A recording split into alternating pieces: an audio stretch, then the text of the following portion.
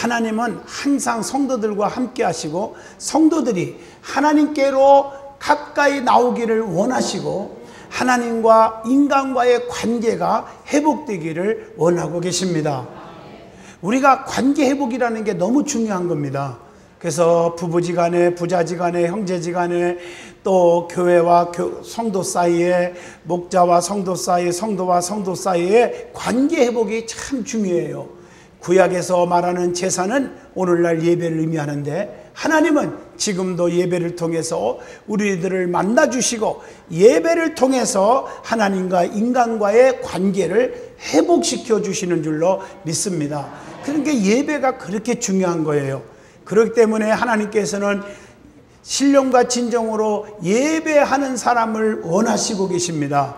그리고 예배하는 사람을 기뻐하시며 그리고 예배하는 자들에게 하나님은 축복을 주시는 것입니다.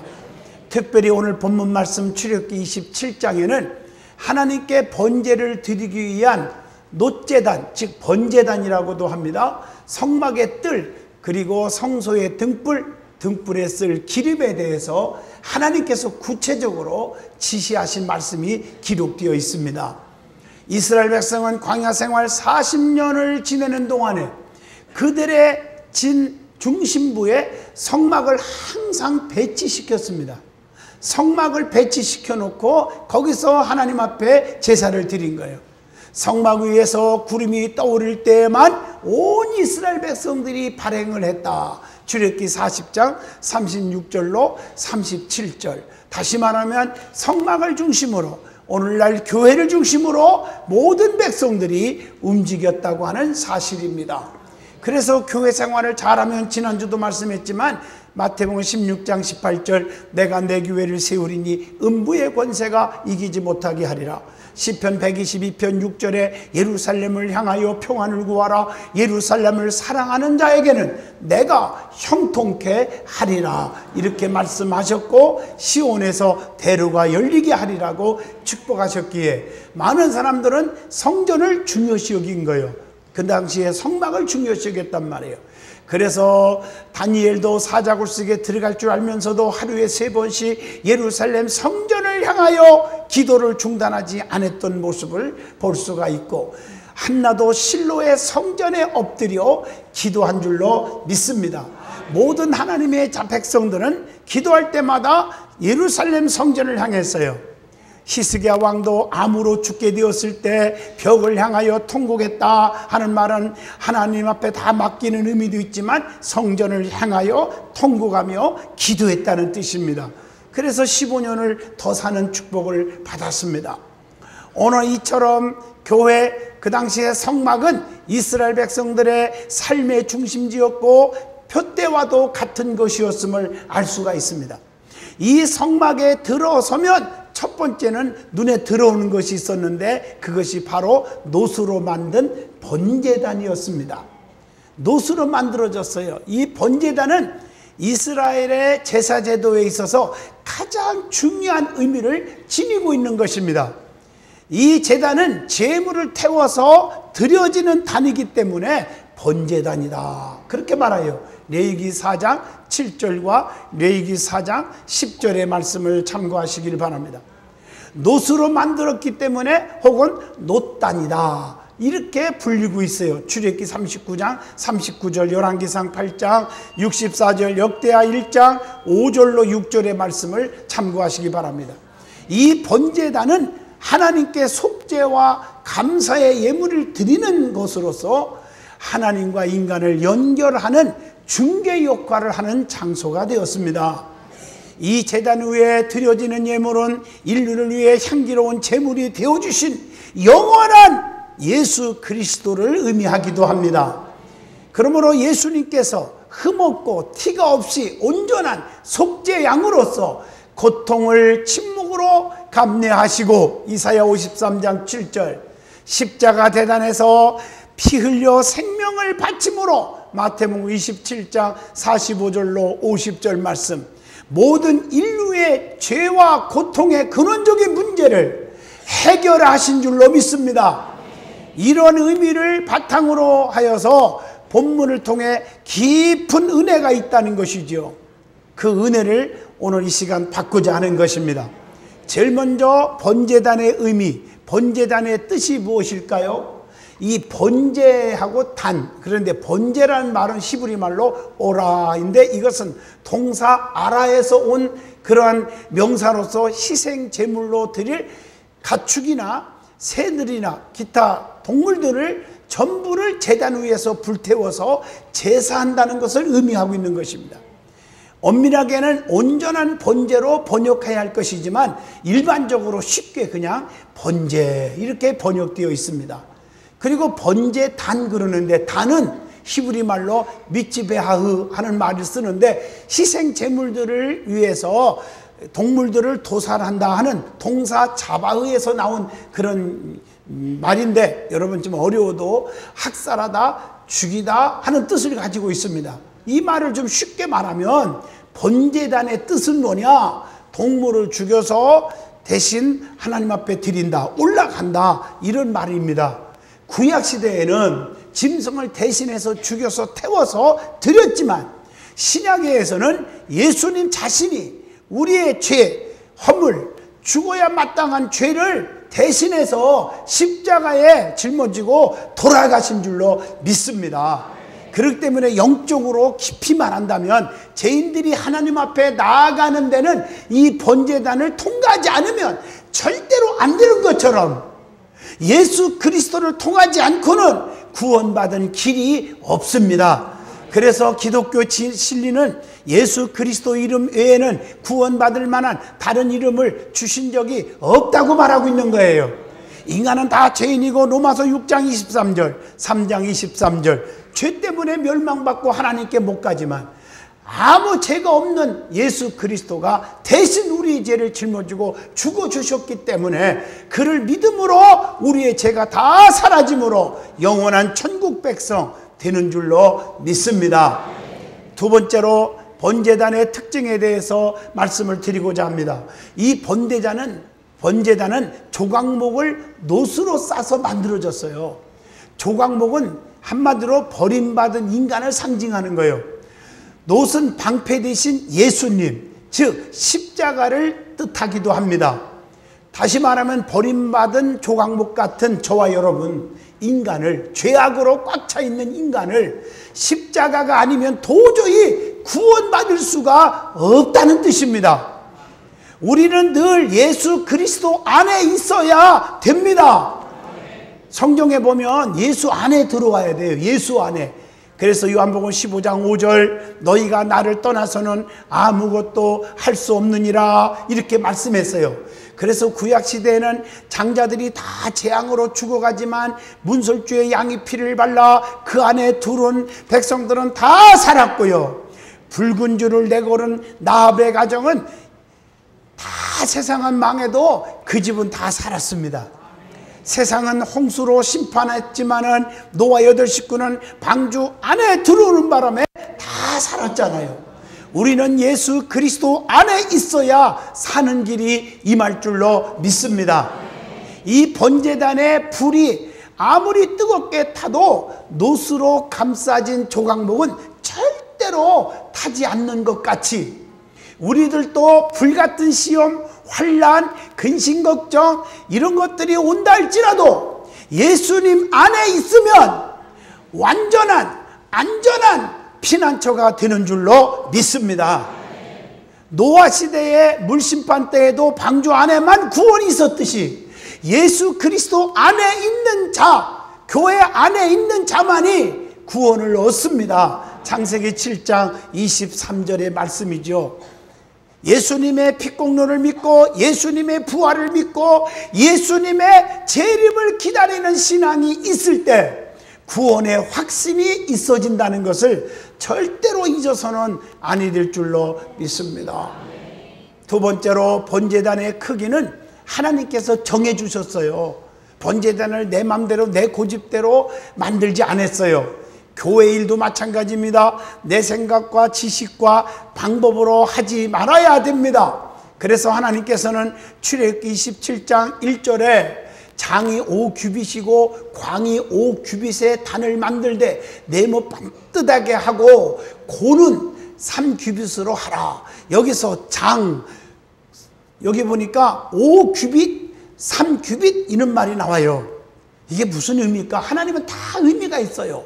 5는 율법, 즉 오늘의 말씀을 상징하고 3은 삼위일체 하나님을 의미합니다. 그러므로 성령 충만, 은혜 충만, 말씀 충만 다 중요한데 그 중에 제일 중요한 것은 말씀의 기초가 없이는 아무 소용이 없다는 것입니다. 그래서 예수님께서도 사람이 떡으로만 사는 것이 아니라 하나님의 입으로 나오는 여호와의 말씀으로 삼이니라 이렇게 말씀하고 계신 줄로 믿습니다. 말씀에 기초가 없으면 이단에 빠지기 쉬워요. 신비주의로 빠지기가 쉬운 거예요. 잘못된 사이비 집단에 빠지게 되는 거예요. 그래서 하나님의 말씀은 지정의가 있는데 제대로 하나님의 뜻과 섭리를 알게 해주고 정 알았으면 깊이 가슴속에 깨닫게 해주고 깨달았으면 깨달은 말씀을 가지고 결단을 내리게 하는 것이 말씀입니다. 아, 내가 잘못 살았구나. 선하게 살아야지. 악하게 살았구나. 남을 미워하면 안 되지. 사랑해야지. 남을 품어야지. 덮어줘야지. 용서해야지. 정말 진실하게 살아야지. 이렇게 결단을 내려야 될 줄로 믿습니다. 늘 깨어 있어야지요. 늘 기도해야 되죠. 이게 결단력이에요. 그게 말씀이에요. 그래서 교회는 말씀 있는 곳입니다. 하나님은 말씀 한마디로 죽은 나사로를 나사로야 일어나와라 할 때 살아나왔습니다. 여호와께서 가라사대 빛이 있으라 하심에 빛이 있었고 천지가 말씀 한마디로 창조가 되어버렸습니다. 말씀이 그렇게 중요해요. 말씀은 능력입니다. 말씀은 기적이 일어납니다. 교회는 하나님이 계시고 말씀이 계신 거예요. 그래서 지난번에 말씀드렸지만 말씀하면 세 가지 잊어먹지 말라겠죠. 예수 그리스도가 말씀이고 두 번째 기록된 말씀 성경 66권 말씀입니다. 그 다음에 세 번째 그 성경을 가지고 여러분들에게 감동적으로 또 영적으로 이렇게 선포되어지는 메시지 즉 설교 이것이 말씀이다. 그렇게 전해준 줄로 믿습니다. 예수님은 말씀 한마디로 기적을 다 이루었어요. 교회는 하나님이 계십니다. 그러므로 하나님과 말씀을 사랑하고 사모하는 사람 그 사람은 제단 즉 교회를 가까이 하게 되어 있습니다. 교회와 자꾸 멀어지는 사람 이것은 잘못된 것입니다. 본제단의 네 모퉁이 위에 오늘 본문 2절을 보니까 뿔을 만들으라고 했어요. 그래서 그 뿔끼리 연결되라 2절에 그렇게 되어 있어요. 말씀해 보니까 뿔은요 힘과 능력 구원을 상징하는 거예요. 신명기 33장 17절 사무엘상 2장 10절 말씀. 그래서 생명의 뿔 구원의 뿔을 의미하는 것입니다. 그래서 번제단이 성소 안에 있었기 때문에 범죄자나 피신자가 이 뿔을 잡고 일종의 도피성으로 삼기도 했음을 열왕기상 1장 51절에 말합니다. 솔로몬 왕에게 반역한 아도나야가 있었는데 그가 도망을 가서 제단 뿔을 잡았다 이런 말씀이 있거든요.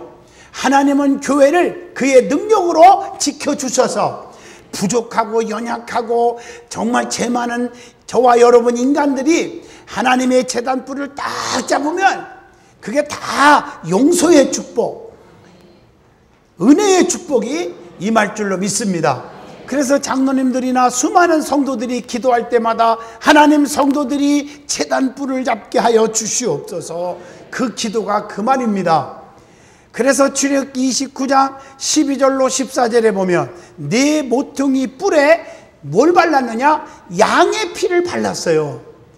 뿔에 예수님의 보혈의 피가 묻지 않으면 효력이 없는 거예요. 영적으로 하나님의 제단은 보혈의 능력으로 충만해야 될 줄로 믿습니다.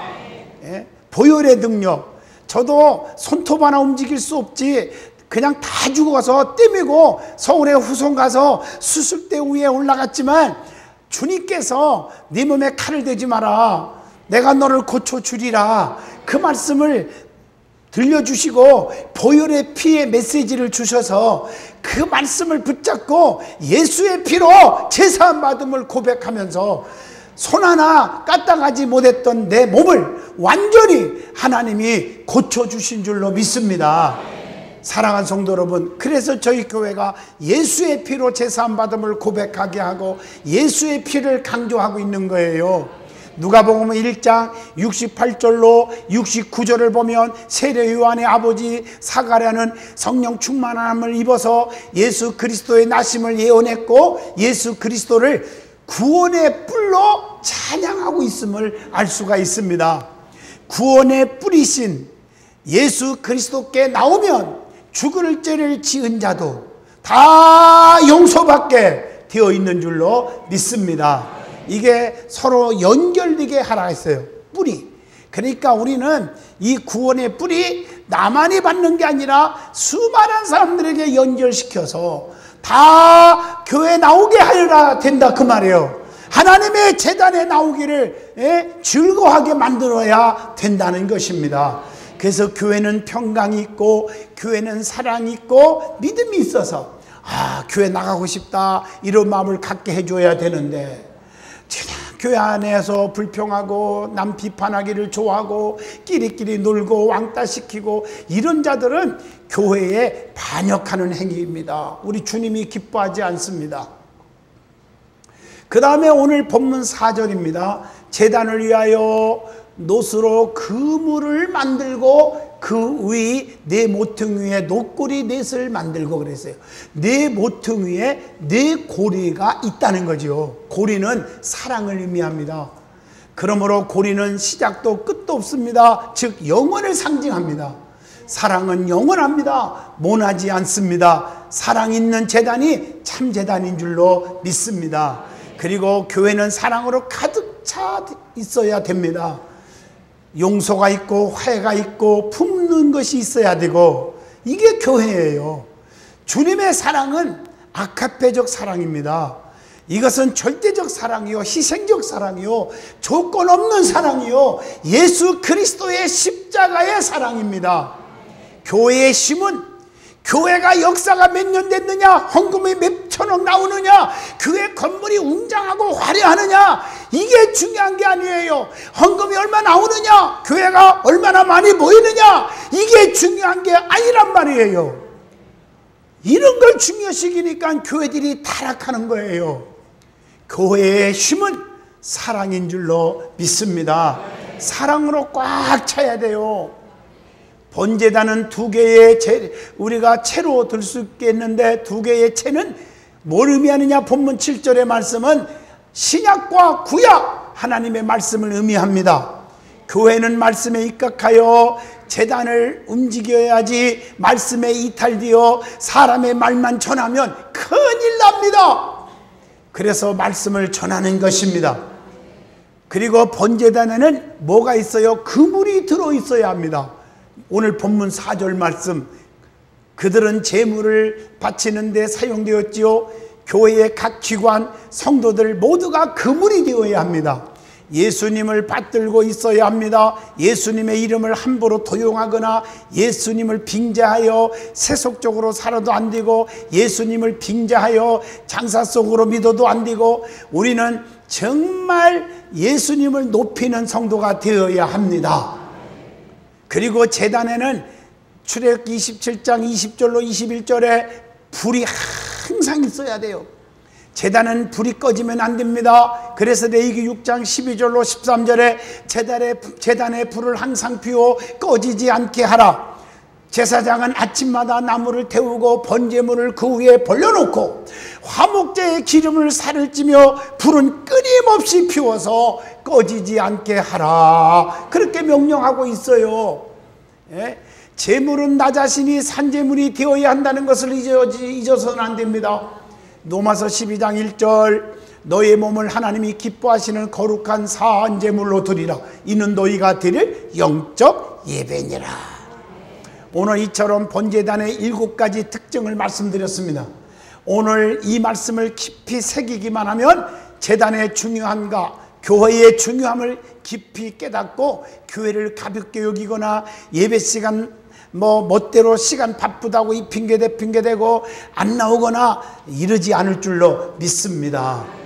자, 세 번째 은혜 받을 말씀은 본문 3절입니다. 번제단의 기구들에 대해서 말씀을 드리고자 합니다. 이 번제단에는 번제를 드릴 때 사용되었던 보조 기구들이 5개가 있었어요. 오늘 그게 뭐냐? 첫째, 재를 담는 통이 있어요. 재를 담기 때문에 재통이라고 그러죠. 재통은 한마디로 청소통이기도 합니다. 제단에서 번제단에서 태운 재를 부삽으로 긁어내서 담았다가 밖에다가 버리는 거예요. 재통에 재를 담지 않으면 온통 재가 흩어지면 새까맣게 되고 먼지투성이가 되는 거예요. 모두가 다 내 탓이 하면서 그 재들을 다 끌어모아서 밖에 나가서 버려야 될 줄로 믿습니다. 그러므로 교회의 온갖 먼지 같은 시험거리들, 부정적인 요소들, 불평, 불만 이런 것들을 다 날려버리지 않고 다 끌어안는 재통 같은 성도가 되어야 돼요. 여기서 쑥독 저기서 하고 먼지 투성으로 만들면 안 돼요. 내가 다 끌어들여서 담는 재통이 되어야 돼요. 성도들이. 우리 든든한 교회는 재통 같은 성도가 많이 일어나기를 주의 이름으로 축원합니다. 내 탓입니다 하고 내가 품어야 돼요. 재통은요, 재를 담아서 뚜껑을 닫아야 날아가지 않아요.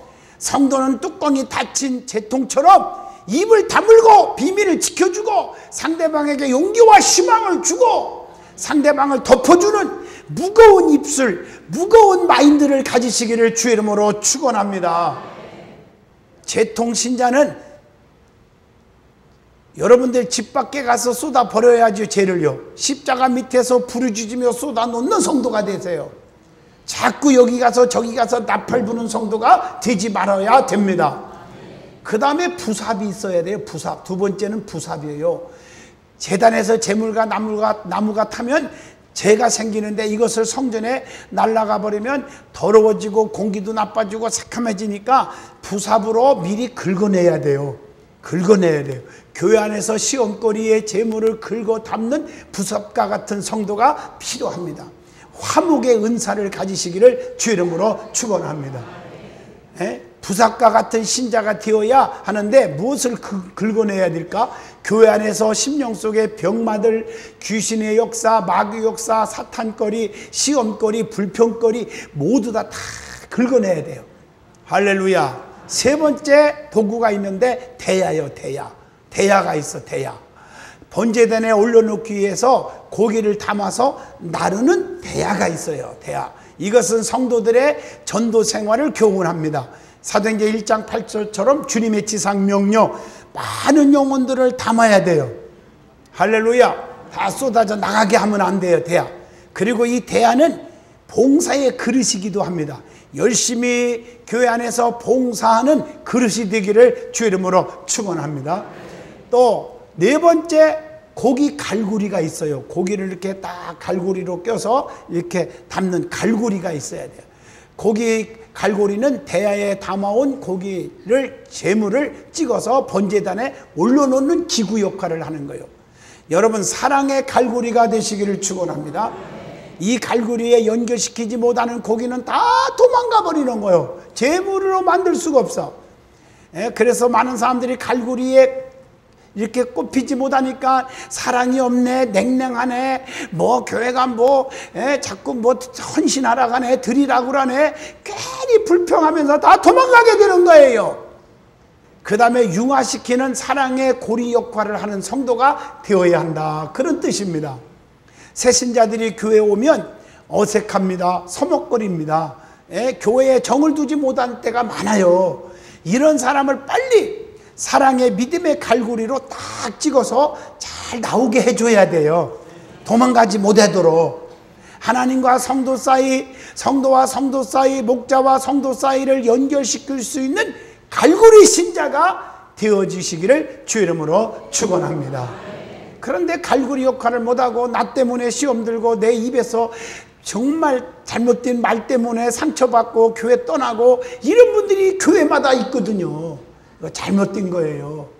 예수님은 가장 크고 훌륭하고 귀한 갈고리 역할을 하신 분이 예수님이셔요. 자기 몸을 십자가에 내어 줌으로써 의로우신 전능하신 하나님을 잡고 한 손으로는 죄로 말미암아 지옥 갈 수밖에 없는 저와 여러분들의 인간을 딱 잡고 연결시켜 주신 분이 예수님이에요. 우리도 예수님처럼 희생적 사랑으로 사명 가지고 서로를 대하는 성도가 되시기를 축원합니다. 마지막에 불을 옮기는 그릇, 화두가 있어야 돼요. 불을 번제단 위에 쏟아 불사르는 그릇입니다. 영적으로 이 불은 성령의 불을 의미합니다. 교회는 항상 성령의 충만한 성도가 많아야 돼요. 뜨거운 성도들이 많아야 돼요. 교회는요, 거룩했고 이론적이고 지적으로만 움직이는 교회가 돼서는 안 됩니다.